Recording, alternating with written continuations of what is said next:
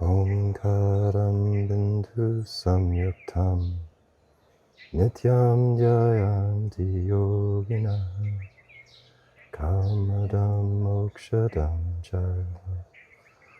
Omkaraya namo namah.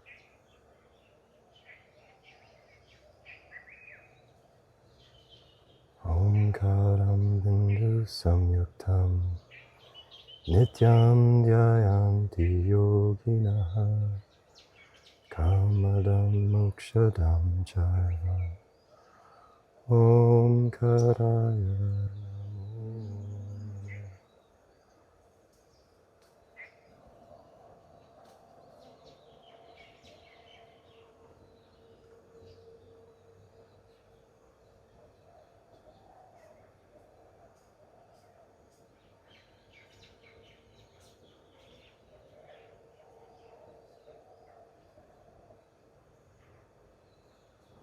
Om.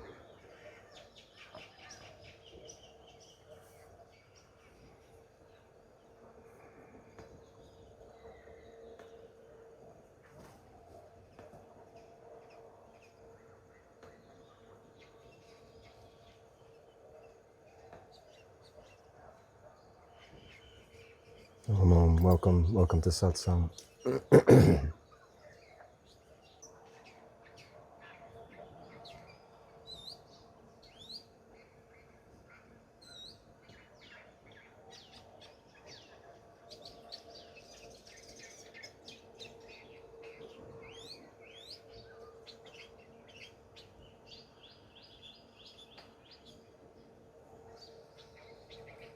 So many beautiful faces.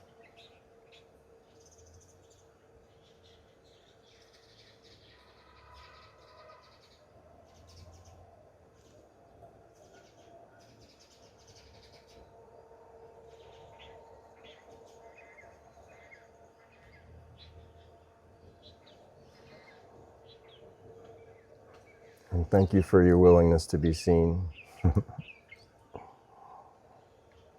I mean that mystically.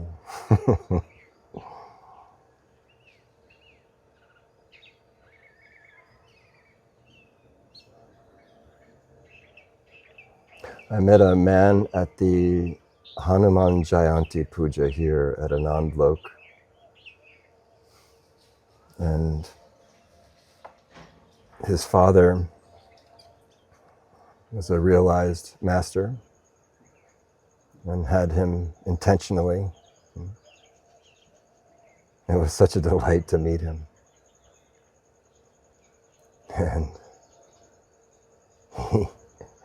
I didn't realize that when he was showing me the picture of his guru, that it was his father, his actual earth father. And I saw the face of this being, and I just wept in joy. And then he told me, this is actually Dad. But one of the things that we were marveling about together is how spiritual seeing comes when spiritual hiding ends. That our sight is occluded as long as we're hiding.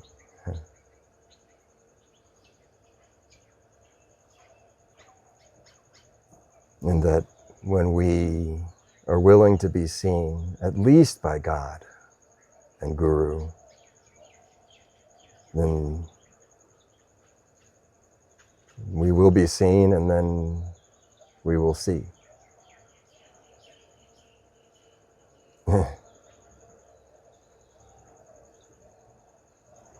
Once the mind falls away, everything seems to right itself, having been inverted.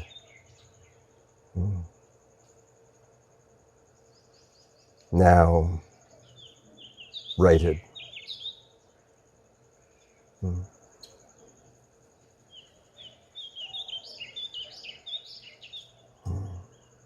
In fact, causality can fall away. But at first, it kind of inverts from our experience in conditioning to our experience in a more lucid or awakened state. And then we can see all kinds of things like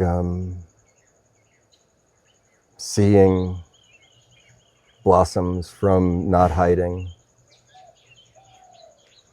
Fear invites conflict.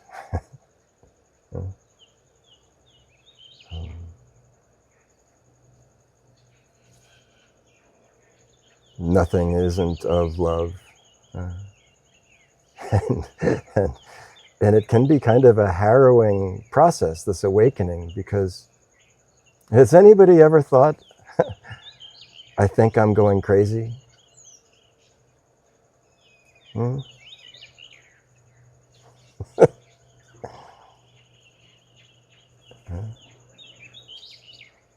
course, to the world and from the perspective of world, you're in fact losing your mind.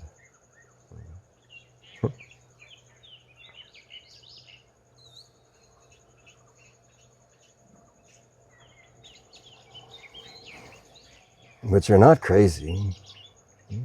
You're exiting crazy. And if you ever have any doubt about which is crazy, log on to social media or the news. Just dip a toe in any kind of politics. You'll see what's crazy.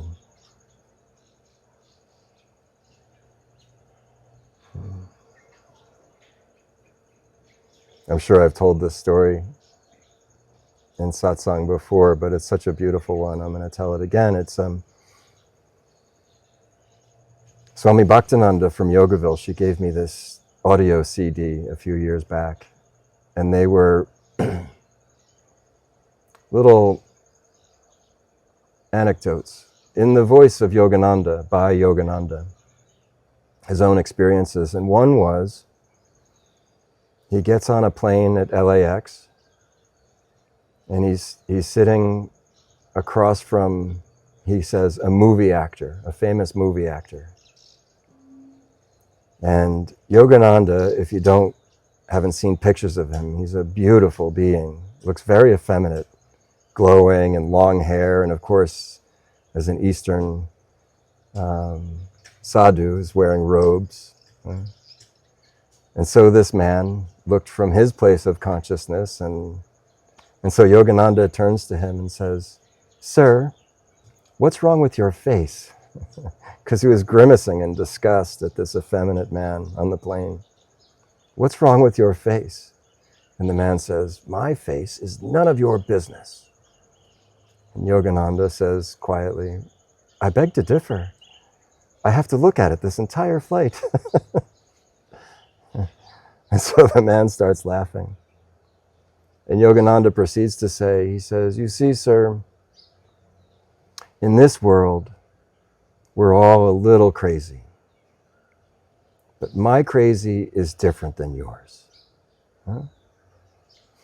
He says, "But I know your kind of crazy, but you do not know mine."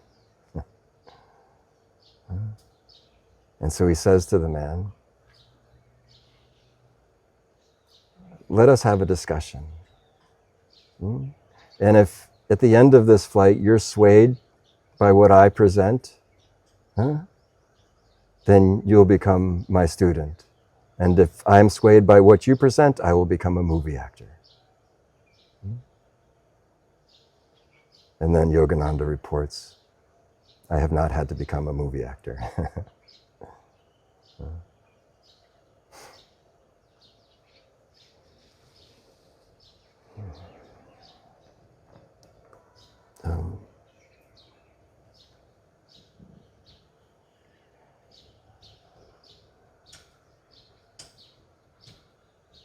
The Cheshire Cat says something similar.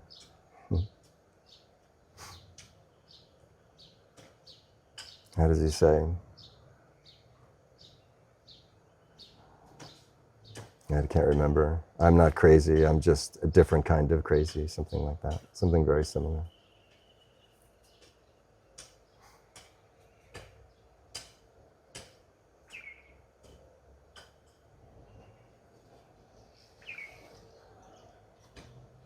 I think Shiloh has a birthday coming, yes? And Zen. And Zen also. Mm-hmm.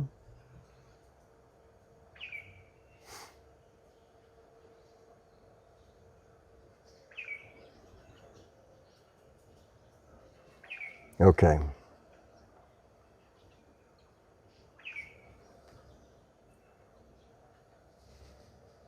Wednesday and Sunday.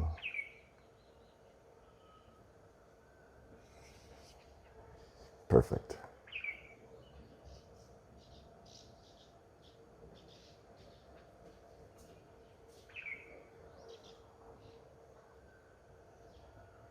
Okay. So,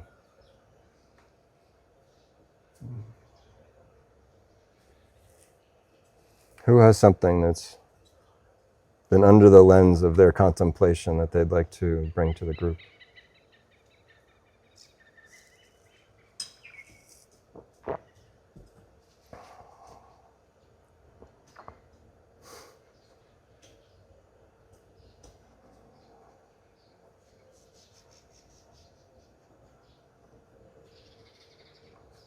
Alex, Ishwari.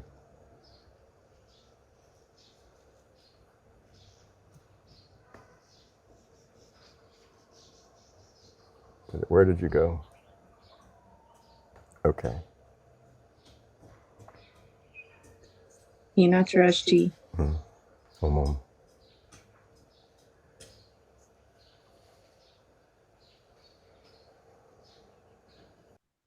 I'm curious about the role of intimate relationships in our spiritual development.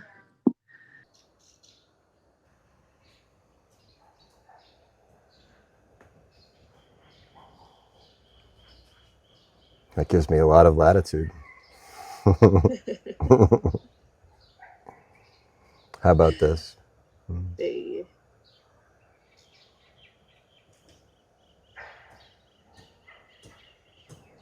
Okay.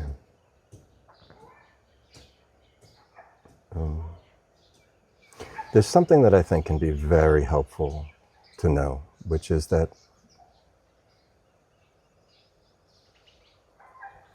generally speaking, for the vast majority, the near entirety of the population of Earth, everything happens by the law of karma, which means Newtonian, cause and effect. The seeds of the past bring the fruits of the present. The seeds of the present bring the fruits of the future. The yogis categorize this as, how does it go? Sanchita karma, which is the full karma of all of your existence, your soul or atma. So many lifetimes. Then there is what's called prarabdha karma, which is the karma that is the karma to be experienced in this lifetime. The yogis even say your very number of breaths is predetermined before you take birth. And there's agami karma, which is the karmas that we include just by breathing and being and interacting in this lifetime. I forget which sutra it is in Patanjali's Yoga Sutras, translated something to the effect of future suffering should be avoided. Meaning, with thought, speech, and action, don't make your future difficult. Otherwise known as, if you don't have something nice to say. And so this world then, and all relationships that you have in it are karmic. means that each one is an opportunity to forgive and overcome your conditioning. It's meant to reflect to you the tendencies of ego, so that you can be free. In the mirror of relationship, that you come to see who you are. You come to see the patterns of who you are, and your partner is meant to be the portal through which you pass through to come to God. I've never thought of it this way, but the partner, in a way, is the eye of the needle.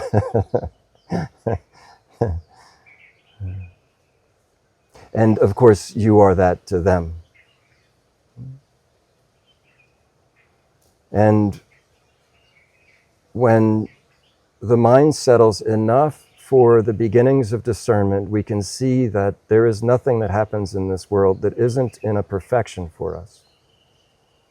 This can be very hard to hear when we're still vibrating in the frequency of the world is doing it to me.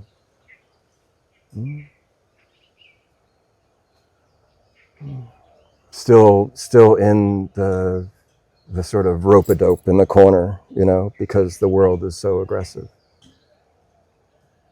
And as the subconscious continues to be revealed to you, you begin to recognize the inner and outer and the dance between the two, and then relationships are that. First and foremost, parents and children.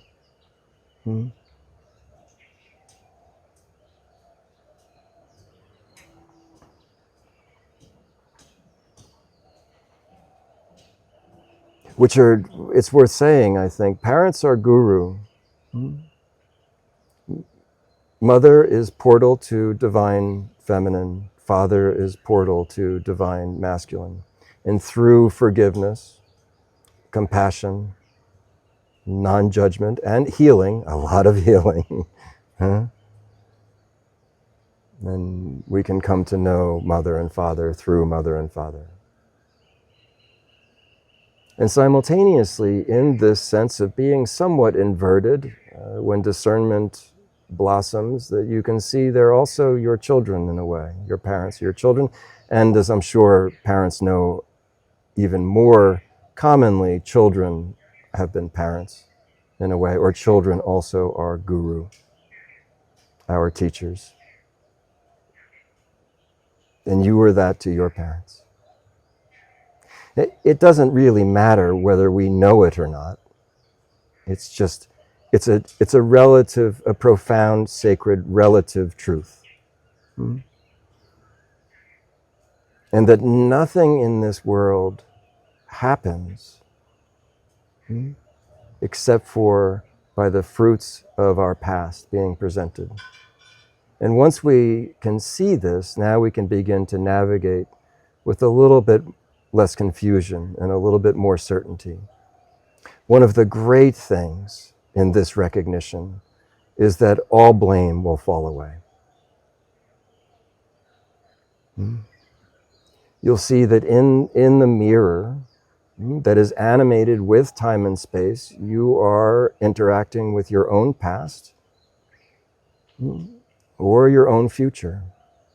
And where you are engaged and the attitude with which you are engaged with the world will determine your tomorrow. Just like driving a car or flying a plane, where you look, there you go. And so if you're engaging in the present moment in the mirror and it's reflecting to you the past and you're engaging it with the attitude and the understanding of past, you will revolve in that over and over, lifetime after lifetime, relationship after relationship. You know the movie Groundhog's Day? So you'll have to watch it, but the day starts all over again from the alarm going off, and it's just a repeat. And eventually he begins to clue in, this is on repeat, and now I can make different choices. I can navigate it differently. Um,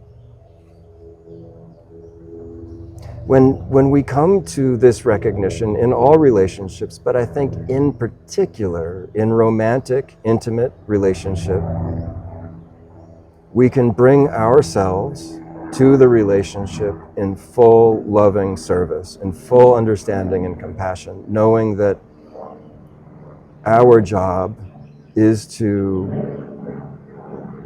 help the other to come to God consciousness.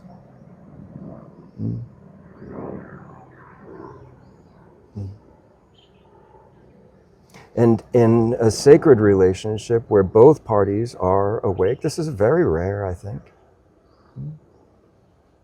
Both parties have tuned into the nature of their perceived realities and the patterns of them, and how the meeting of the two is perfect, absolutely perfect, to experience what it is that you need to experience. And then those two now are in the game of mutual upliftment.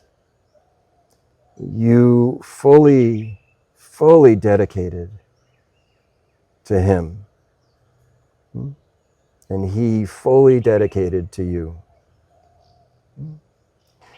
It works best for the one who is fully dedicated.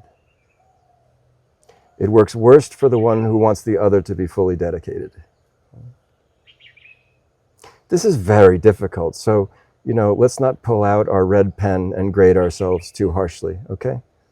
This is very difficult because our conditioning is so strong, our habits are so strong, the patterns of interacting with another, especially romantically, are so strong, and so as we know, so woven into our experience with divine feminine and divine masculine as channeled through our own mothers and fathers in this incarnation.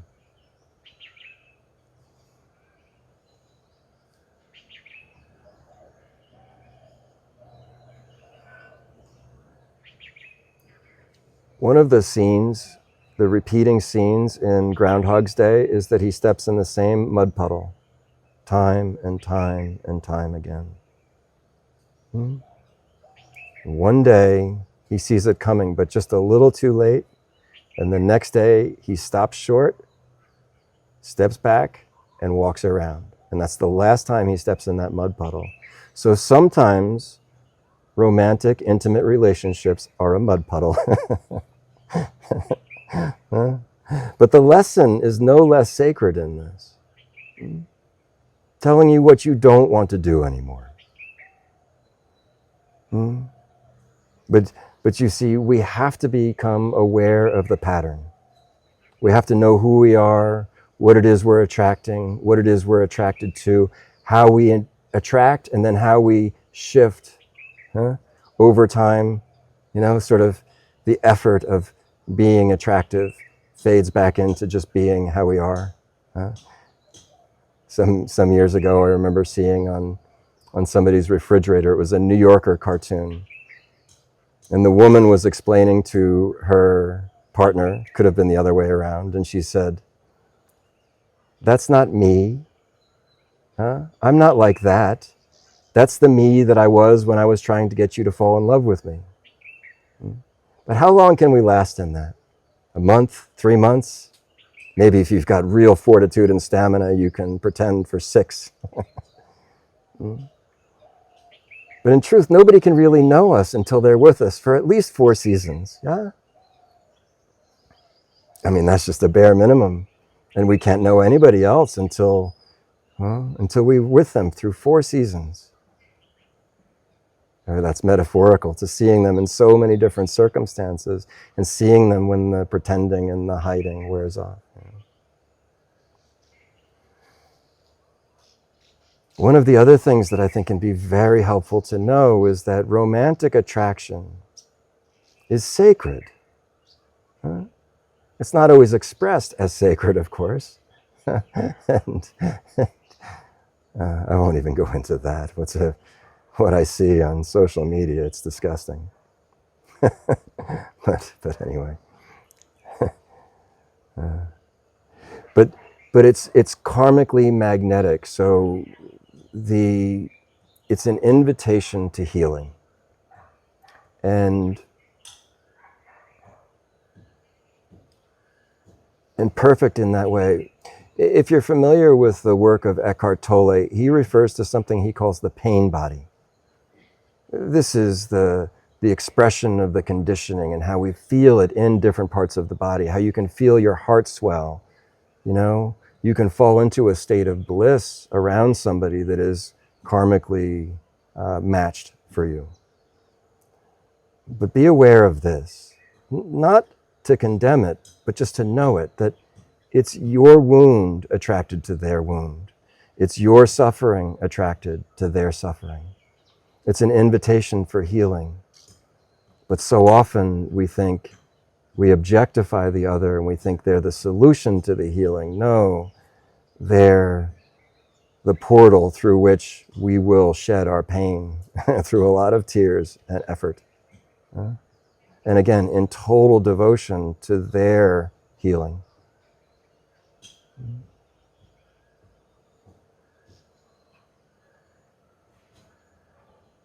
So know that when that comes, when the love comes and the honeymoon proceeds from there, know that this is nature's way of inviting you to heal, to shed your patterns, to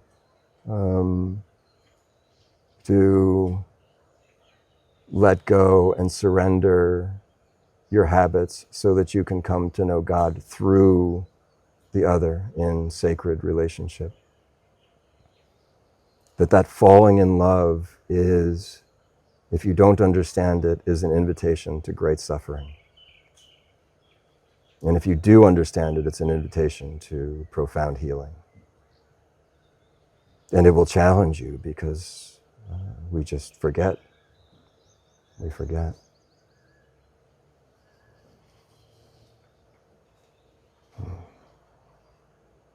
I think maybe one of the benefits of Western society is that we have so many partners generally, don't we? And so through the repetition, we should be able to see the patterns better and even see our progress better. So it can help us with self-awareness if we are honest with ourselves and looking with a clear mind.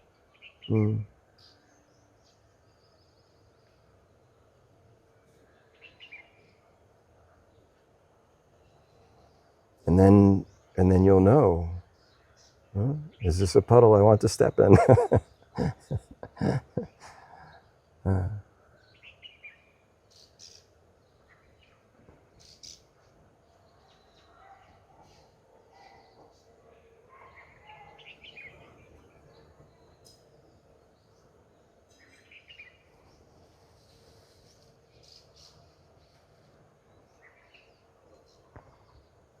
Must come to know our patterns.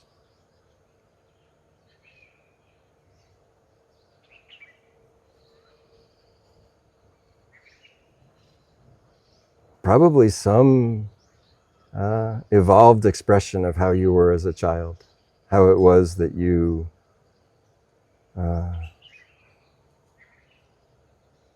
pursued love and affection.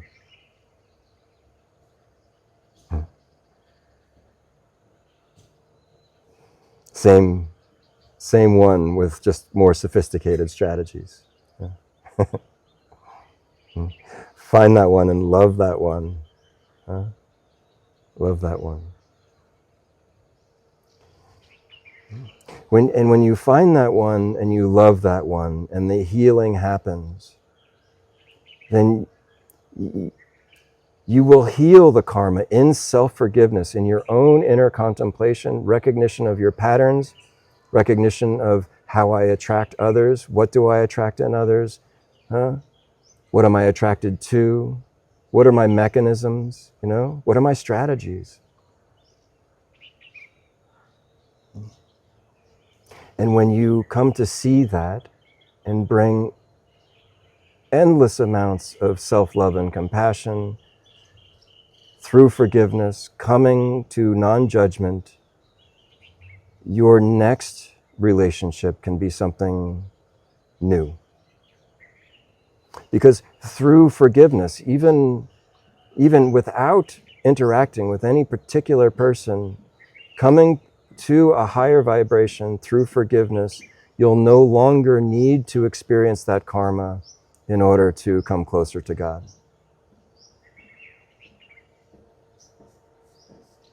So to see your patterns,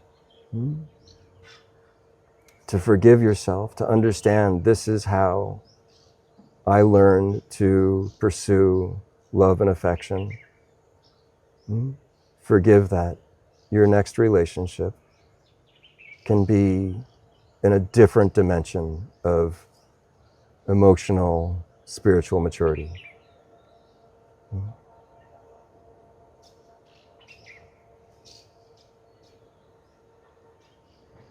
And I had a really beautiful conversation with one of our Sangha, that there's this sense that we have that the partner will be the solution.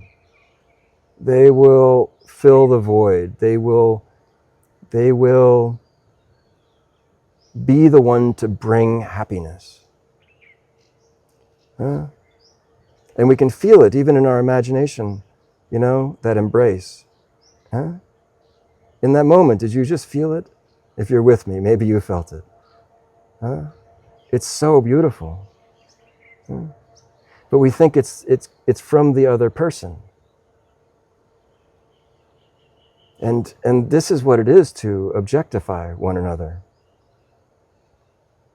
In fact, in this particular dimension of consciousness, all that's happening is objectification. We objectify the world and its inhabitants.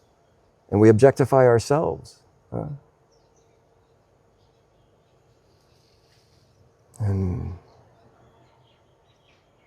But you see, no one else will ever be able to bring you happiness.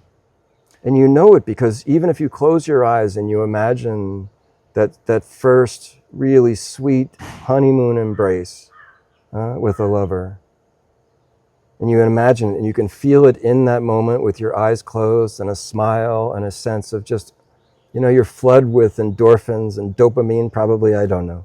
But, it feels wonderful. This is proof that it's not the other person because it's happening at just the thought of them inside of you. And then what you're really looking for is to feel this way. And the law of vibration says that when you are able to cultivate independently the ability to manage your vibration, to feel this way at will, this is what you will attract. That just this being the focus of your attention, this is what you will attract. And it's good news because your subconscious never stays subconscious. As soon as you realize you are interacting in the mirror of your own past, your own karma, then you always know who you are.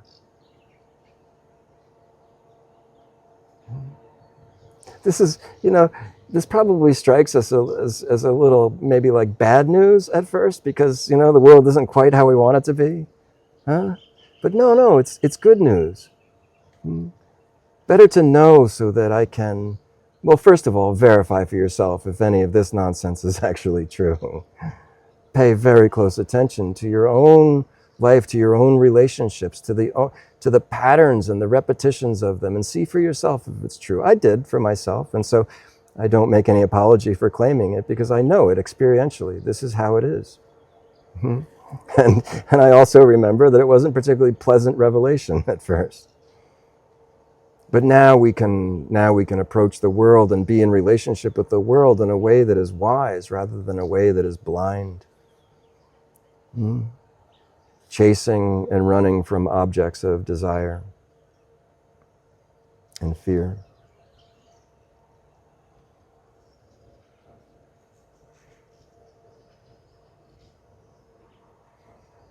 What if every morning or at some point or 3 or 5 times a day you just closed the doors to the world and just imagined that embrace. And imagine it from your ideal partner, huh? The best one ever. Huh? And then about 10 seconds in, I want you to shift it. And shift that embrace to the embrace of the loving God.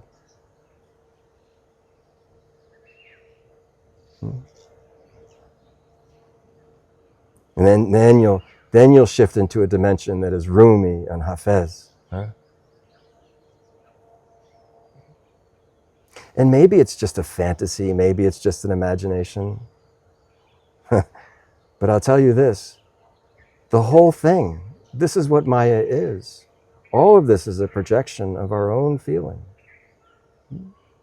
Might as well make it good. And then see what happens. Actually run an experiment. Put on your white lab coat and run the experiment and see if you just take 5 minutes every day to just be on your own and to feel really good using whatever imagination, whatever fantasy you can muster, and just feel good. And then just keep doing that. And upgrade from something mundane, a sort of a lower desire to a more elevated and sacred desire to be in the embrace of God. Try that for a couple of weeks. Let me know. If anybody actually tries it, would you please report back? Let us all know. Just with a thumbs up or a thumbs down, okay?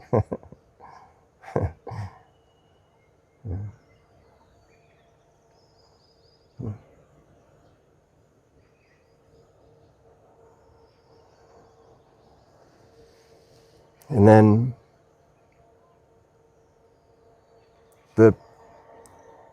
most likely everybody here has already experienced this, which is that there is nothing happening but God. And that the whole thing, it is a conspiracy for you, to bring you closer and closer into the vibration of the sacred, into the frequency of divine awareness, experientially.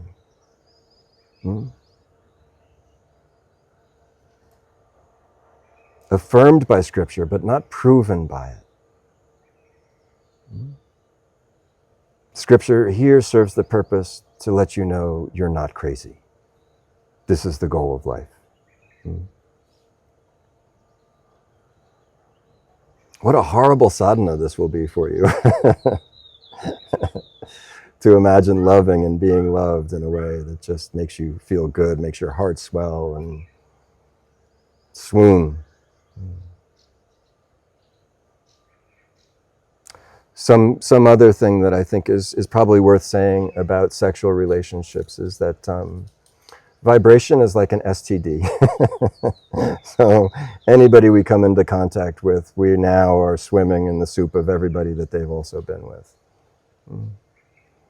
And so whether it's believable or not, it's still smart to be very discerning, be very cautious. And at the same time, it's not a problem. Because once you come into the frequency of the divine, all of that is washed away anyway.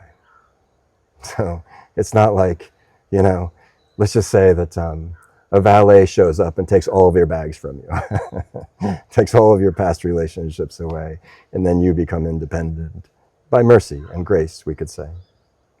So there's no reason to lament, but also just to know, how long does it take to emotionally, mentally, spiritually recover from a relationship that's gone sour, that didn't work? It can take some time. And so I think, it's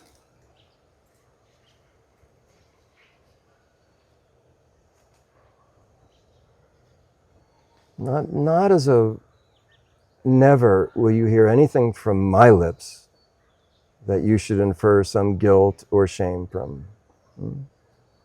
but just to know for your own sense. All of this becomes clear, and all of it is already forgiven, and none of it was really trouble. But when we're still in it, I think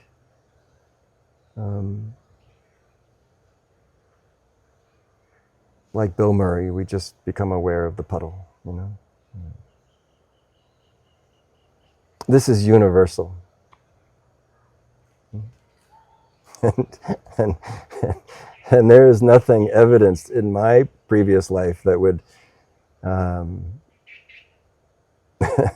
that would indicate that you should listen to me at all about anything related to relationships.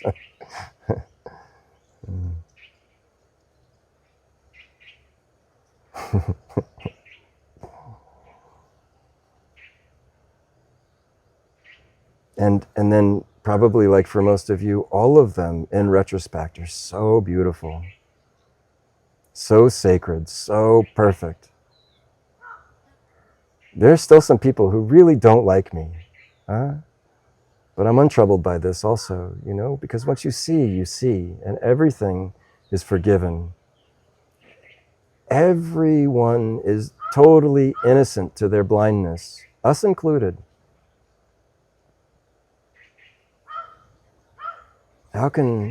What God would hold you accountable for not knowing what you don't know?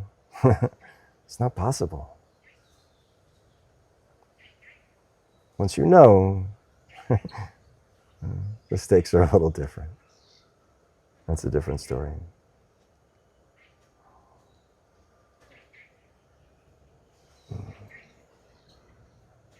Is there something else?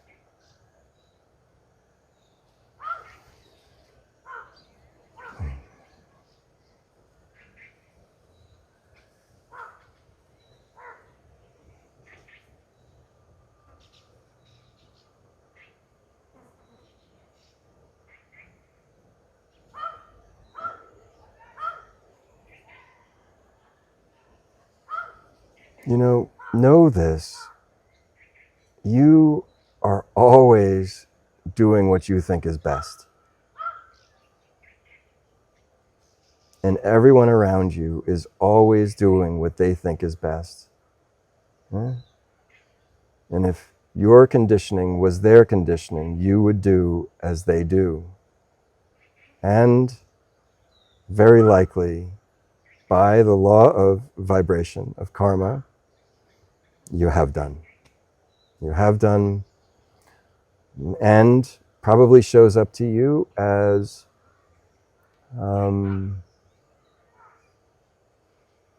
how can I say, an early indicator warning that some invitation is coming for you, some lure is about to be dropped into the water.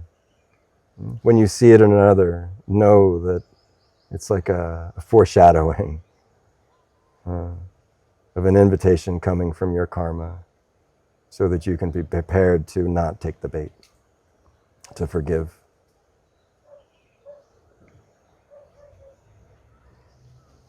The universe is so benevolent.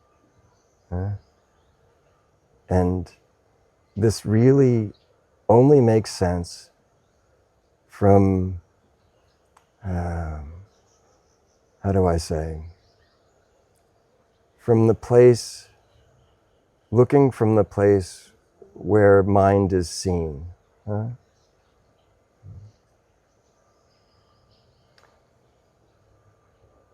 And maybe it would sound like nonsense to a lot of people, but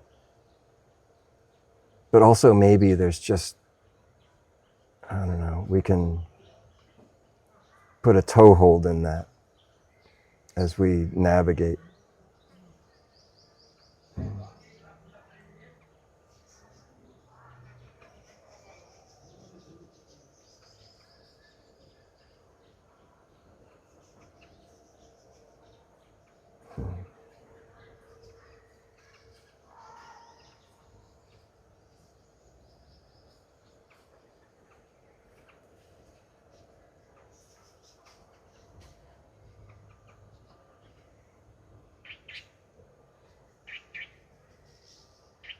Maybe we could say the whole game is forgiveness, self-forgiveness.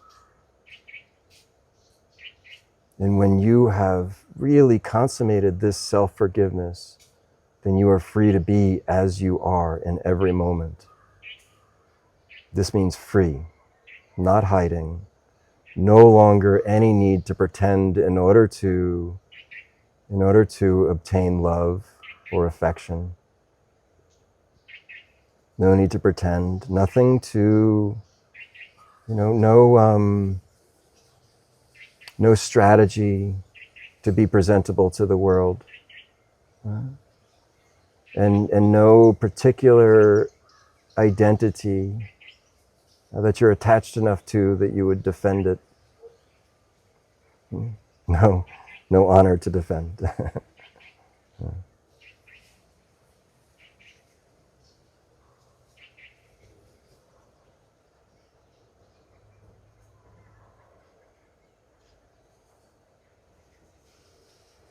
Have you heard me say it before, that I've mused that the last judgment that people talk about, the biblical last judgment, is actually nothing more than the last time you say, I'm right, at the expense of you or anyone else being wrong. The last judgment is the last time your gavel comes down on you or anyone else.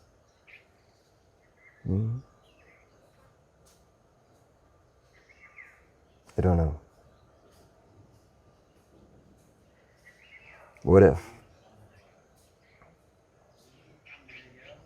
And if it's true, wouldn't it be very good news to know that you are the only judge? It has never been God.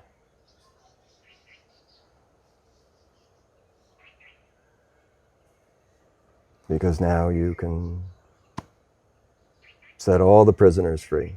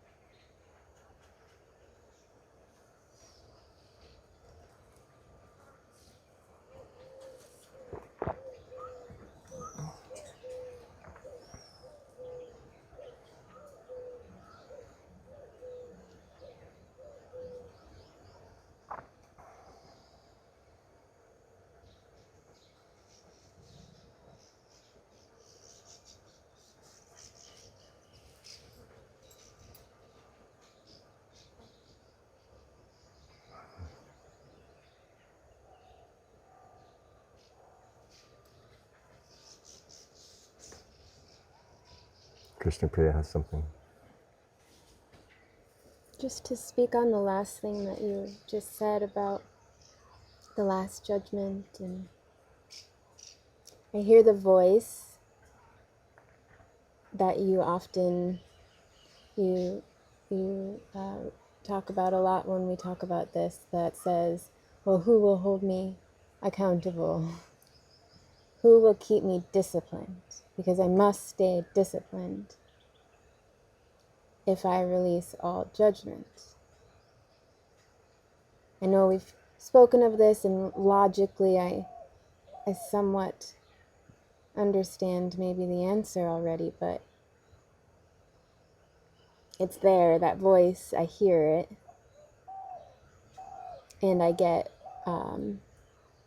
it gets fuzzy around it, around the the two, because sadhana is so focused on discipline and breaking habits and staying routine, and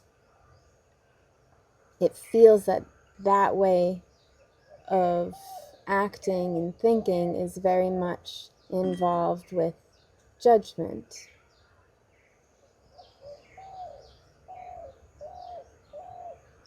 It gets a little washy around that for me. Yes. Good. So if I'm not judging myself, what will keep me from being a terrible person? What will keep me committed to my sadhana and to my spiritual advancement? Hmm?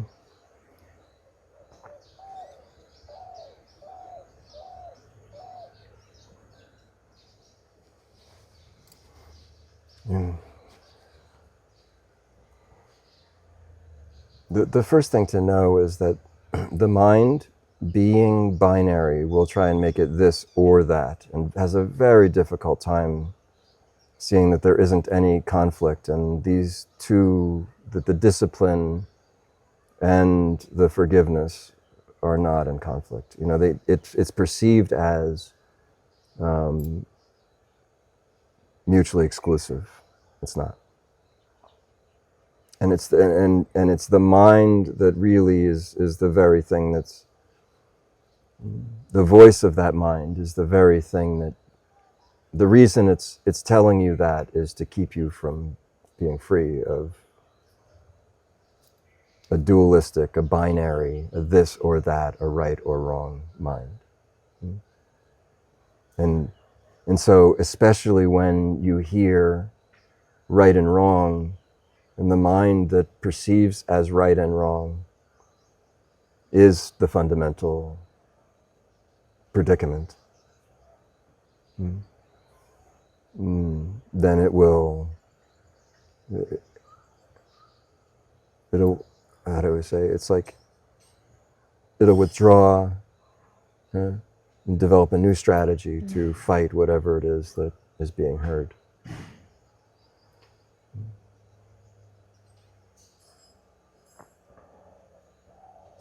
So just know that both. Even if you need to do, a forgiveness practice and then your discipline. Forgiveness meaning non-judgment, meaning bringing an end to right and wrong. So that's the first thing. Being identified as thought in mind, then it finds this threatening to its own survival and will create strategies to avoid what I'm saying. We'll throw up all kinds of very intellectual, rational arguments against it. Mad.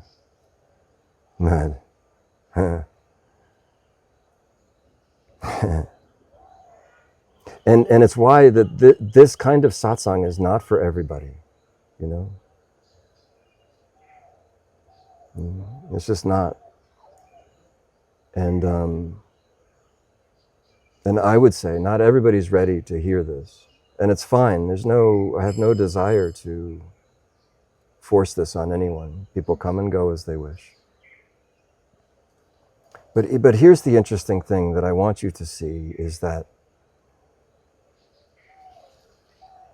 this right and wrong is a rational emanation of shame, which is a perversion of self.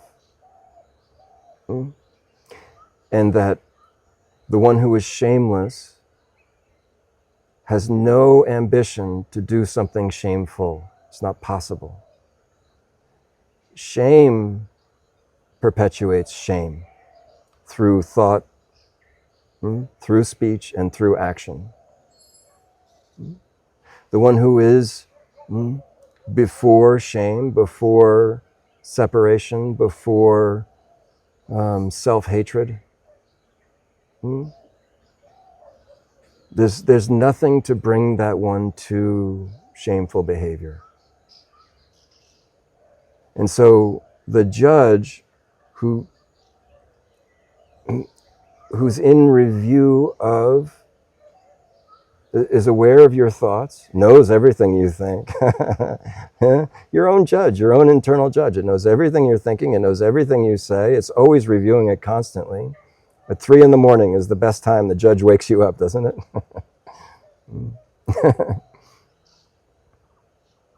And you see, so shame dresses up as I'm right, meaning I know right from wrong.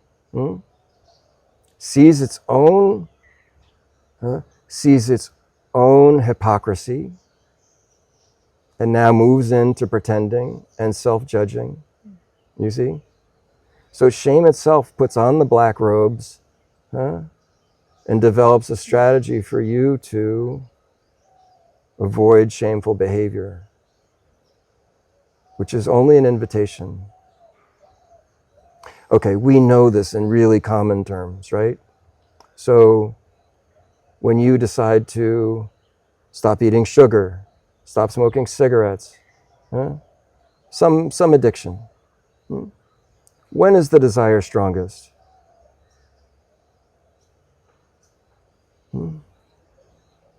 Because the desire to stop dresses up as a judgment of the behavior being bad. You've heard about it happen, that people just decide one day, they've smoked for 30 years, and one day they just decide, I'm not smoking anymore. This one is without shame. The shame is what makes it difficult. I'm a bad person for having been a smoker.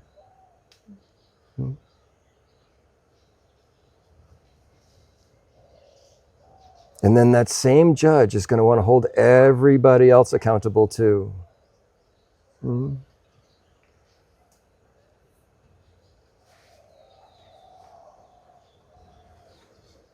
Right?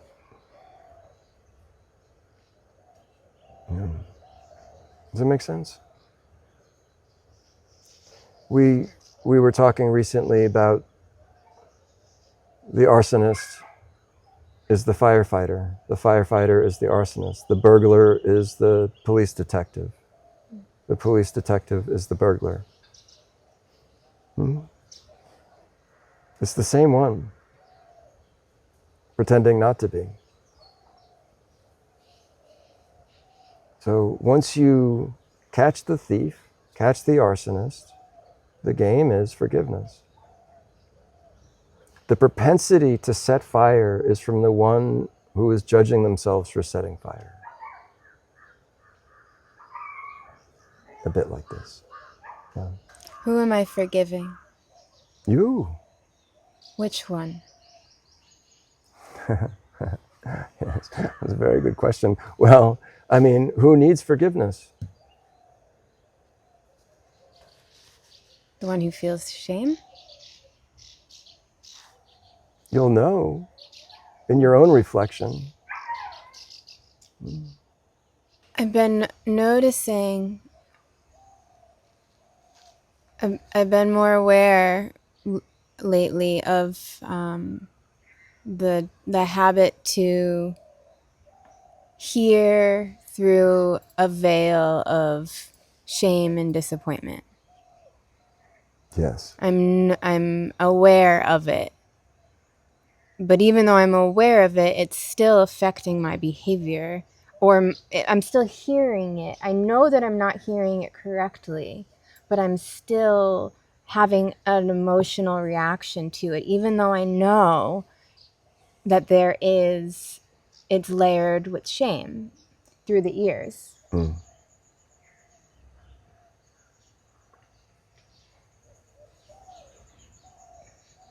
So I guess the question is how to drop it. So she's saying she's having the experience of seeing that she's hearing with the ear of shame and regret and guilt, right? And disappointment. And disappointment, strongly. right? So she's hearing, and she knows it's a filter that's mistranslating for her. Yes, can we say it this way? Yes. There's some interpreter installed in the ear mechanism that is translating. Always translating. And she's aware that the translation now isn't reliable.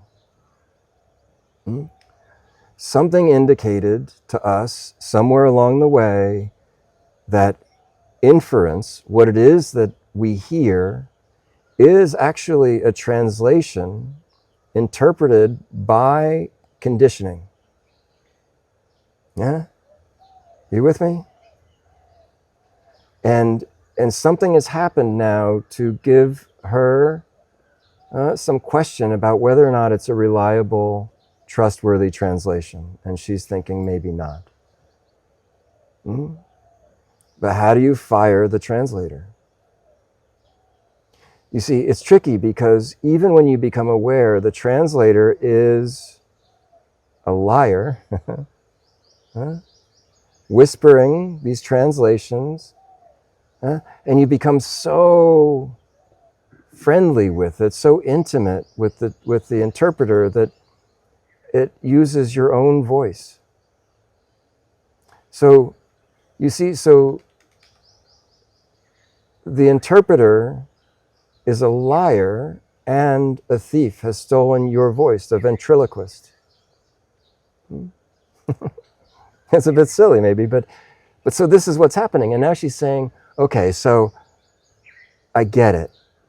I'm hearing with the ear of shame, and it's still flavoring what it is, that how I feel. And how do I stop? Okay, is that a fair? Okay, so you don't. You remain aware. That's it.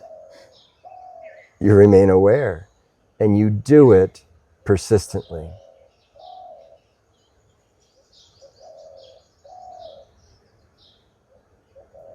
In truth, the antidote to the conditioning, which is suffering, is to come to a realization, I have no idea what's happening here. I have no idea what's happening here.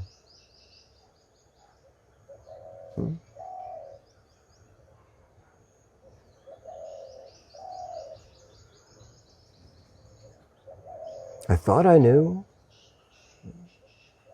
but it's been kind of revealed, hasn't it? I thought I knew, but I don't know, and the habit of thinking I know persists. So I simply must remain aware that I think I know, but that I don't. There's nothing at risk here. There's no peril. What is true independent of what you think. So there's nothing for you to hold up. There's nothing for you to hold on to. There's nothing for you to cling to. It won't fall apart if you are not busy propping it up.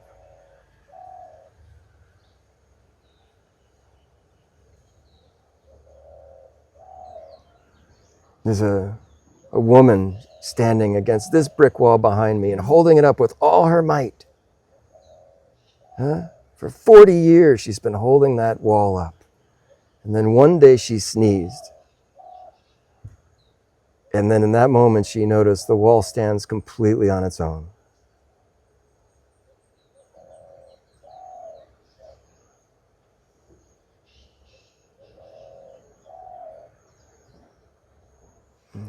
When you come to see that what you think, your opinions and your beliefs have absolutely no bearing on what is true and untrue.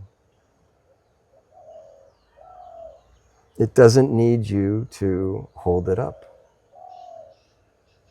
So you can relax and just know, I don't know. Okay. Hmm?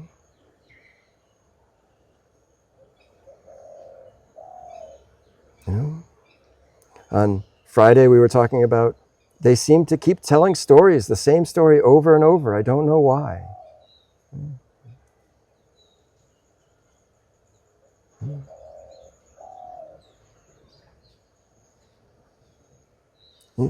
The entire reality is from the place you're looking from.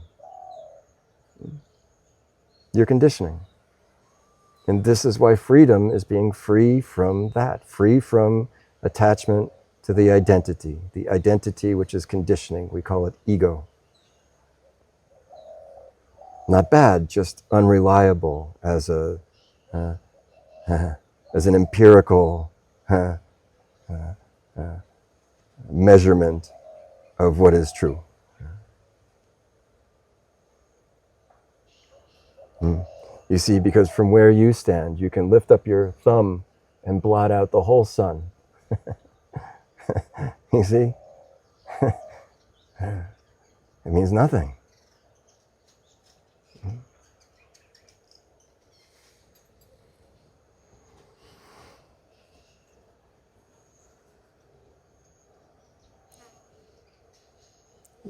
Remaining in this rather vigilant awareness of I don't know what's happening,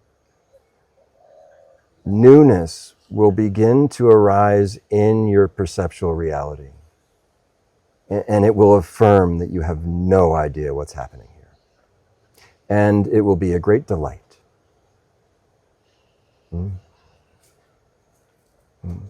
When the conditioning is gently released, it allows the world to be the heaven that it is before it was condemned.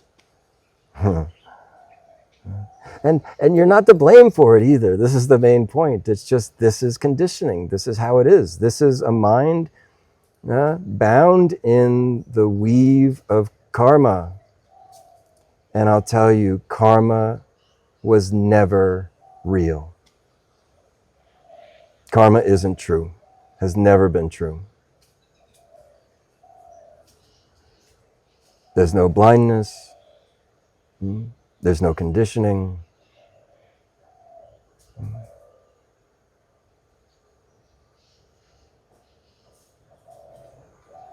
You've always been enlightened, always been free. And all that's left is for you to come to a place of recognition of this. And this is the way. You just simply maintain awareness of, I don't know. Anytime you hear the whisper, I'm right. Anytime you have the need to figure something out that doesn't need you to figure it out, you just soften and allow everything to be exactly as it is. You do your practice diligently, persistently, over extended period of time, and have no idea why you're doing it. This is the best.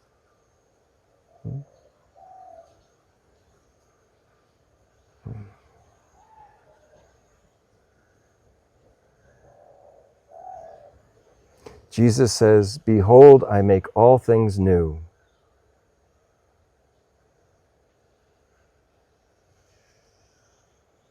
This is the consummation of forgiveness, the end of attraction and aversion, the end of judgment. And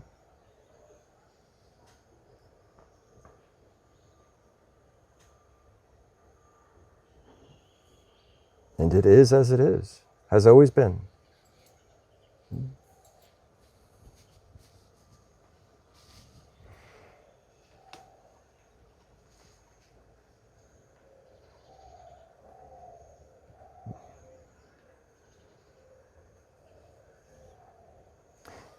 None of this really can make any sense to the mind that says I'm right.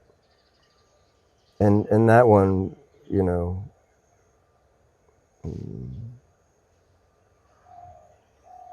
would see this as total nonsense. And from where they're looking, they would not be wrong.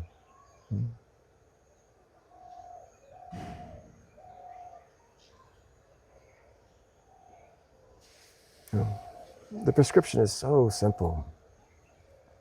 It's just forgive.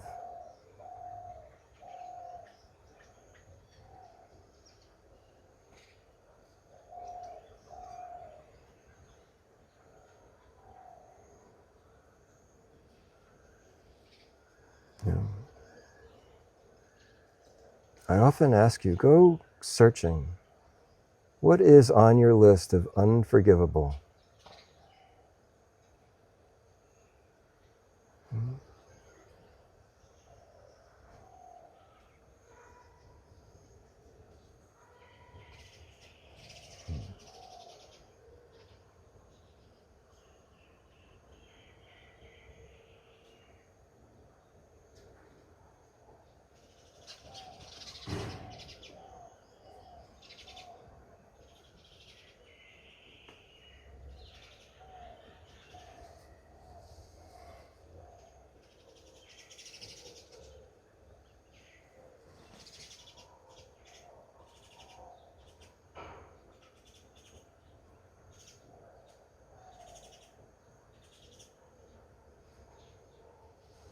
It's kind of, we could say that the experience moves maybe something from like Newtonian to quantum,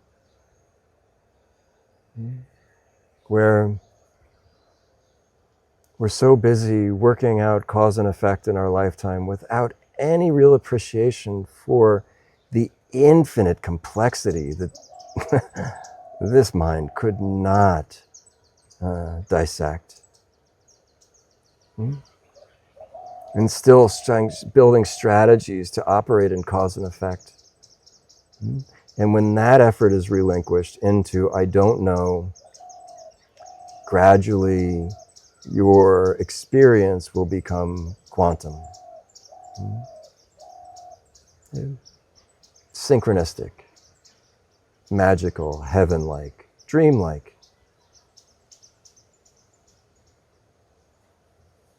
Meaning happier. And so much less effort.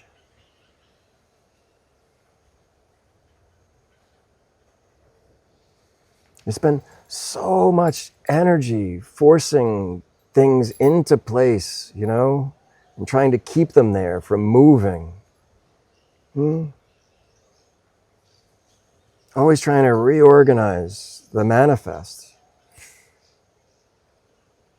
But when you tap into, when you allow all of that effort to fall away, it can be a little scary, but stay with it. Just be, and then you'll see something that isn't forcing, that isn't so effortful, that is so much more efficient and so much more powerful. Working on your behalf, even sometimes at your behest.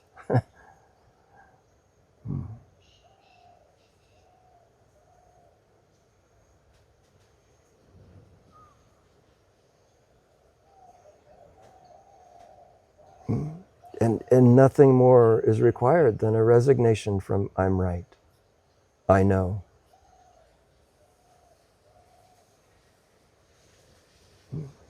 The most honest experience of the mind at this phase is confusion. Don't try and figure it out. Be delightfully confused.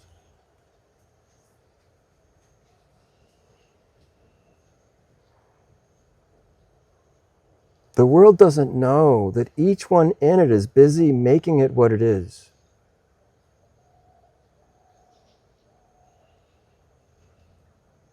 And busy trying to fix it too.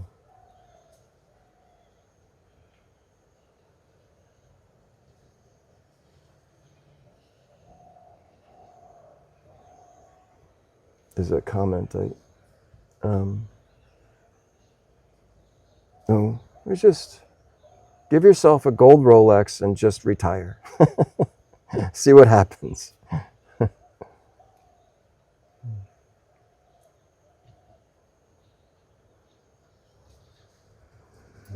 in 10 minutes. It's a note to wrap it up. No. It's familiar.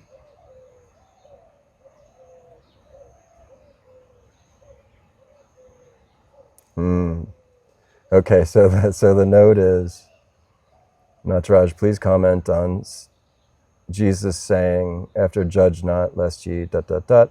Thou hypocrite, first cast out the beam from your own eye, and then thou shalt see clearly to cast out the mote out of the brother's eye.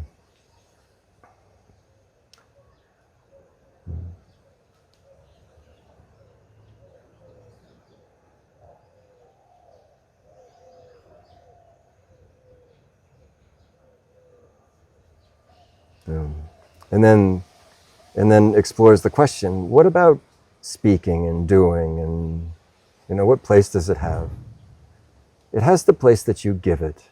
And you must be true to yourself, but pay very close attention, because ultimately you will see clearly of your own experience, in your own awareness, that the whole thing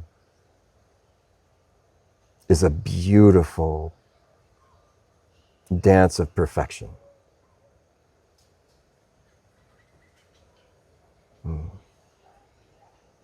And if you want to be a hero, go be a hero. But no need to believe it. It doesn't need your help. This is, I don't want to even intimate that I would want to steal from you the experience of being the experiencer. But you will come to see at some point that it's never been true. And even to be in the world, but not in its magnetic gravity, speaking and doing happens. But it's not animated by a problem and problem solving. Jesus said, of myself I do nothing. And he says, all things are done through me. There is articulated, clear awareness, where the former sense of me is completely absent. And this, the flavor of this is a deep humility, an immense joy and gratitude. There's no denying I'm here. But where that is, you couldn't say. And so this propensity to doing, first at least be still and don't let fear and deeply conditioned desire animate you any longer. Better to be still and let the world burn than to try to put the fire out with gas. And maybe you can all see it very clearly in American politics right now. There is nothing but absolute insanity opposed to absolute insanity, and each one saying, I'm right. Some of them so well articulated and so believable. You see? But any time the tongue is animated with something like that, fearful or prideful, I'm right, it is gas on a fire. And nothing has ever been resolved by this, ever.